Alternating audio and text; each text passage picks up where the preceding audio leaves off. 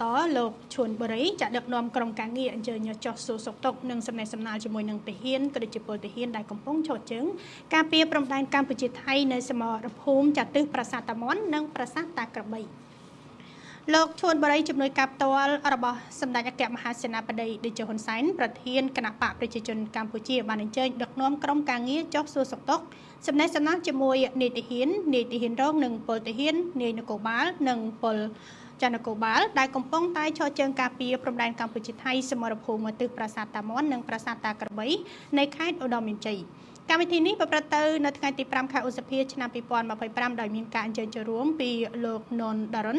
សមាជិកក្រុមប្រឹក្សាខេត្តបន្ទាយមានជ័យលោកសាក់បូណាក់ជាប្រធានចលនាយុវជនកម្ពុជាក្រុម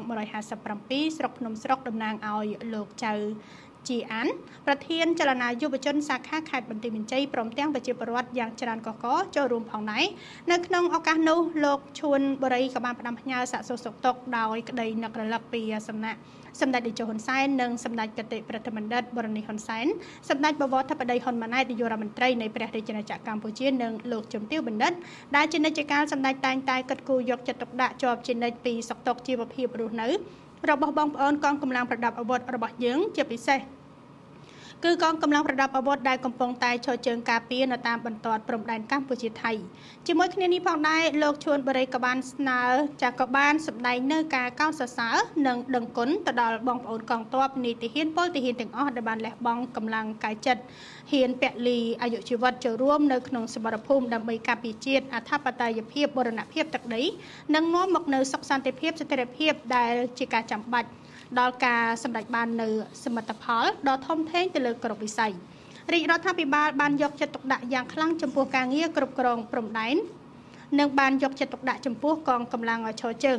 នៅតាមខ្សែបន្ទាត់ព្រំដែនយ៉ាងខ្លាំងបន្ទាប់ពីបានសំណេះសំណាលជាមួយនឹងឧត្តមសេនីយ៍ត្រីចាអ្នកវងមេបញ្ជាការទទួលទិសសមរភូមិប្រាសាទតាមាន់រួចមកលោកក៏បានអញ្ជើញចុះមើលនៅសមិទ្ធផលនានាជាពិសេសអាងស្តុកទឹកមួយកន្លែង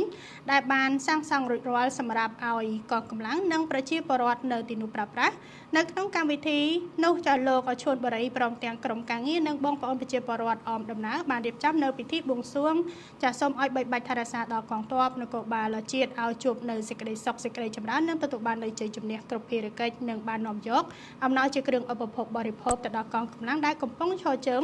នៅទិសប្រាសាទតាមាន់និងប្រាសាទតាក្របីផងដែរដែលមានដូចជា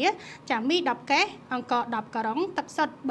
350យួរម្ហូបអាហារសម្រាប់មនុស្ស350នាក់នំប៉័ង200ដើមនិងស្វាយ100គីឡូក្រាមព្រមទាំងថវិកាមួយចំនួន